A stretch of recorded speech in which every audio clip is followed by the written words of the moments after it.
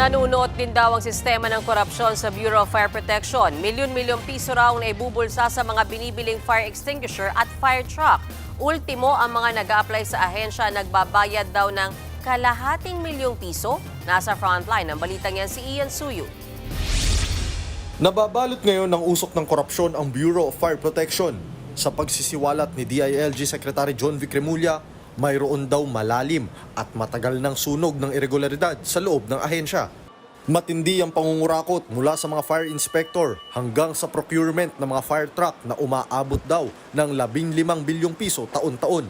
Isa sa pinakamainit na issue ng BFP ang umano'y under-the-table deal sa isang real estate project sa may EDSA malapit sa Araneta Complex sa Quezon City. Mitya ng kontrobersya ang pamimilit ng isang fire inspector sa isang developer na bumili ng fire extinguishers na nagkakahalaga ng 30 million pesos. Walang bidding, walang transparency at ang matindi pa, ang lumalabas na ang supplier at ang inspector ay magkamag-anak. naiipit daw sa garapalang sistemang yan ng mga developer dahil kung hindi sila susunod, hindi sila bibigyan ng Certificate of Fire Compliance at Occupancy Permit. Kung hindi magpapakain sa sistema, walang kakainin sa mesa ang mga pamilya ng mga developer. Tiba-tiba raw ang nakukurakot sa overpriced na supply. Overpriced po ba siya? Bakit po siya ano po? Hindi masyado, mga 200% lang. Hindi lang yan, iniimbestigahan din ng DILG ang umano'y dayaan sa procurement ng fire trucks sa loob ng 2 dekada. Ayon kay Remulla, sinadyang gawing very restrictive ang bidding requirements para iilang suppliers lang ang makapasok. Posibleng may kasabwat din daw na Bids and Awards Committee.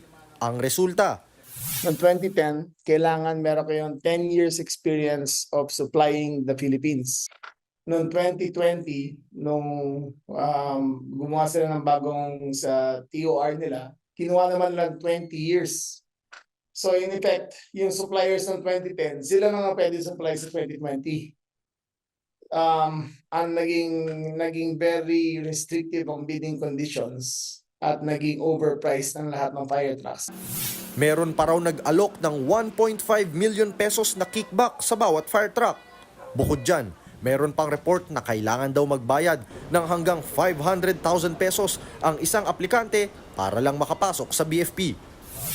Ang BFP naging very lucrative Para makapasok ka dyan, kasama ka na sa buong sistema, sa buong ecosystem ng corruption ng buong BFP. Kasama ka na dyan, basta pumasok ka.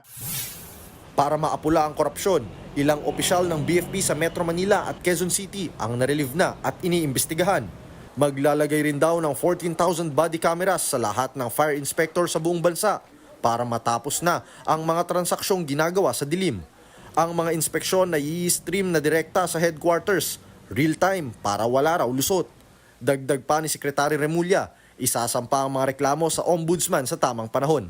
Panahon na raw para apulahin ang apoy ng korupsyon sa loob ng Bureau of Fire Protection. Nagbabalita mula sa Frontline, Ian Suyu, News 5. Mga kapatid, Mean Los Baños po, huwag magpahuli sa mga balita at impormasyong dapat ninyong malaman. Para sa mas malawak na balitaan at diskusyon, mag-follow at mag-subscribe na sa social media pages ng News 5.